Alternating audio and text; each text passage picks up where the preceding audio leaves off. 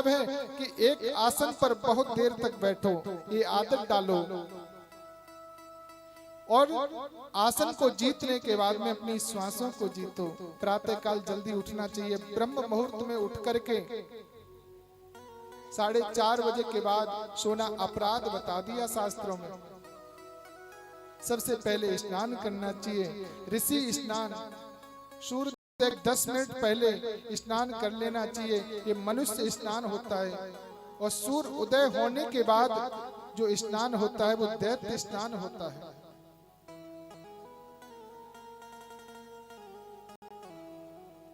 सुखदेव जी कहते हैं प्रातः जल्दी उठ करके फिर प्राणायाम करो, श्वासों को जीतो।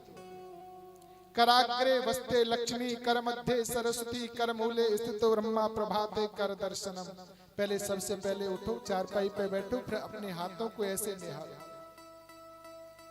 अब प्रभाते कर दर्शनम नहीं होता, बोले प्रभाते कप दर्शनम होता है, सीधा सीधा।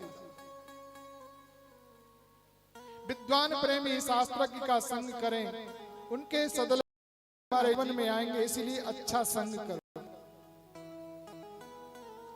और बेटा संग करना है तो सत्पुरुषों का करो। सुखदेव जी कहते हैं राजन परीक्षित, एक बार ब्रह्म के मन में विचार आया, एको हम अहम ब्रह्म अस्मि, एक ही ब्रह्म है। एको हम बहुत श्यामा, एक से अनेक हो गए। तो ब्रह्म ने पहले जल का निर्माण किया। में जल का अर्थ होता है नार, नार माने जल, जल माने नार। अब नार में उसने अयन बनाया, मकान बनाया, रहने की जगह बनाई शेषनाग के द्वारा। तो नार माने जल और अयन माने अयन करता है, उसका नाम पड़ा नारायण। जल के अंदर नारायण विराजमान है।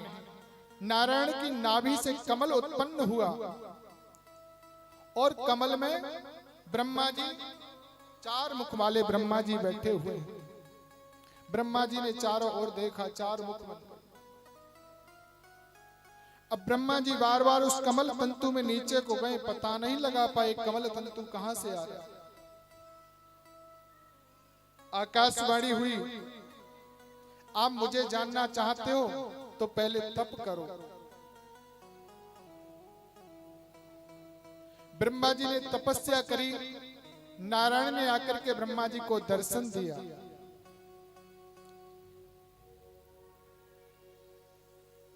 ब्रह्मा जी से कहा आप सृष्टि की रचना करो। ब्रह्मा ने कहा भगवान थोड़ा सा ऐश्वर्य पाने के बाद जीव को अभिमान हो जाता है, सारी दुनिया का मालिक आप हो और मुझे बनाते हो, मुझे अभिमान हो गया तो ऊंट होता है ना, अपने आप को सबसे ऊंचा मानता है। और जब वो पहाड़ के नीचे से निकलता है ना, फिर सोचता है मुझसे तो बड़ा ये पहाड़ है। तो ब्रह्मा जी कहते हैं कि मुझे अभिमान हो गया तो। ऐसे व्यक्ति 10-5 करोड़ का टर्न ओवर कर ले, 2-4 विदेशी गाड़ियों का खरीद ले तो अभिमान हो जाता है। संगमरमर पत्थर का बंगला हो जाने पर अभिमान हो जाता है, सब कुछ भूल जाता है। यदि परमात्मा के विषय में उसको ज्ञान हो, वो समझने में कुछ भी नहीं, उसे अभिमान नहीं हो सकता। इसलिए आपकी सत्ता क्या है मुझे बताइए। प्रभु ने 4 मंत्रों में ब्रह्मा जी को भागवत धर्म का उपदेश किया। परमात्मा कहते हैं, नारायण कहते हैं ब्रह्मा जी सारी सृष्टि में केवल मैं ही था।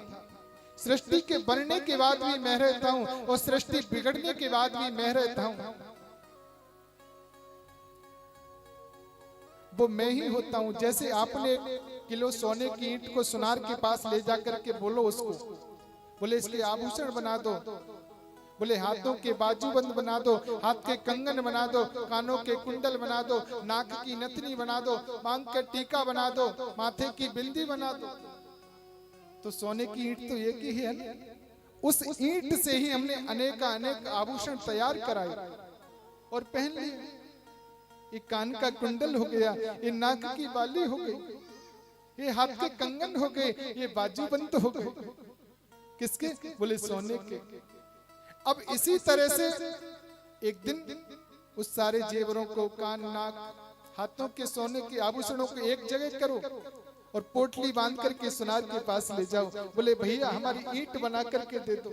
अब वो एक जगह डालेगा, कूट करके बाद में आपको ईंट बना करके दे देगा। तो भगवान कहते हैं सृष्टि से पहले भी मैं था और सृष्टि के बाद में भी बचता हूं तो मैं ही बचता हूं। इसीलिए दुनिया में सबसे पहले नारायण थे, बनने के बाद भी नारायण हैं और बिगड़ने के बाद भी जो बचते हैं वो केवल नारायण हैं।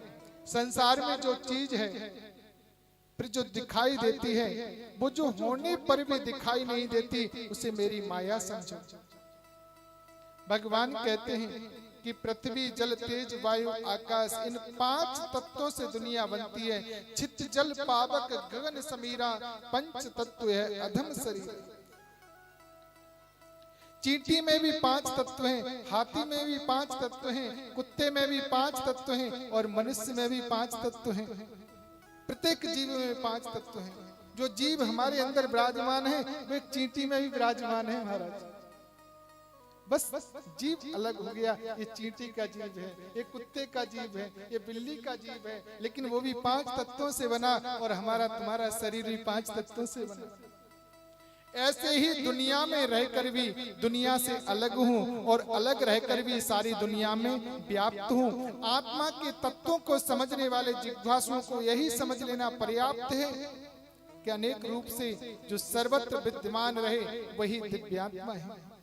भगवान ने कहा विधाता जो मैंने तुम्हें उपदेश किया है इसको भागवत धर्म कहते हैं।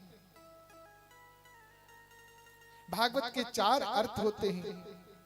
भक्त के नाम का, भक्त का नाम ही भागवत, भगवान के निवास का नाम ही भागवत, भागवत के उपदेश का नाम ही भागवत और भगवान के प्रिय जनों का नाम ही भागवत। इसलिए भगवान से जो संबंध जोड़ ले उसे भागवत हो जाता है। एक बात बताओ परीक्षित, जल्दी भगवान किसको मिलते हैं? बोले भगवान तो उसी को मिलते होंगे जो दिन में 5 बार स्नान करता होगा। सुखदेव जी ने कहा नहीं, यदि भगवान 5 बार नहाने से मिलते तो जिन कौल भीलों को राम जी गले से नहीं लगाते, जो सर्दियों के 4 महीने वो स्नान भी नहीं करते हैं, लेकिन मेरे राघवेंद्र ने उनको अपने गले से लगाया। अस हमारे प्रभु बड़ सेवकाई, लेहिन वसान वसन चुराई।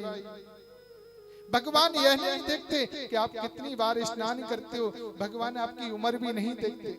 यदि भगवान उम्र देखते तो 5 वर्ष के ध्रुव जी को भगवान का दर्शन नहीं होता।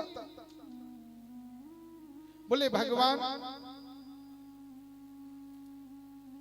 विद्वान तो देखते ही होंगे। बोले भगवान यह भी नहीं देखते। भगवान ये देखते कि कितना बड़ा विद्वान है, तो गजेंद्र को ग्रह के मुक्त नहीं करते, ग्रह से नहीं बचाते। गजेंद्र तो बेचारा बिना पढ़ा लिखा था, विद्या गजेंद्रस्या, गज पढ़ा लिखा नहीं था। गजराज ने गोविंद को पुकारा सज्जनों, लेकिन गो कहते ही भगवान चल दिए, बिंद तो कह भी नहीं पाया। भगवान किसी की डिग्रियां भी नहीं गिनते। परीक्षित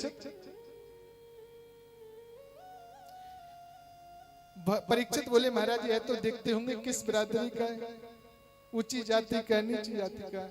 बोले भगवान यह भी नहीं देखते। का जाति विदुरस्य यादवोपते, विदुर जी तो दासी के पुत्र थे। दासी के गर्भ से जन्म लेने वाले विदुर जी के घर मेरे गोविंद ने केले के छिलके खाए। मेरे गोविंद ने विदुर के घर जाकर स्वयं खाए थे। एक बार शांति दूत बनकर के जब गोविंद आते हैं, पूरी हस्तिनापुर की नगरी सजाई गई थी। विदुर जी जब मंत्री थे तो धृतराष्ट्र से जाकर के कहा देखो आप चाहो तो अपने पुत्र को थोड़ा संभाल लीजिए। दुर्योधन ने बात को सुन लिया तो मंत्री पद से निकाल दिया था। तो नगर के बाहर झोंपड़ी बना करके रहते थे। बंधु भगवान कृष्ण हस्तिनापुर में आ रहे हैं, पूरी हस्तिनापुर की नगरी को सजाया गया है। आज जैसे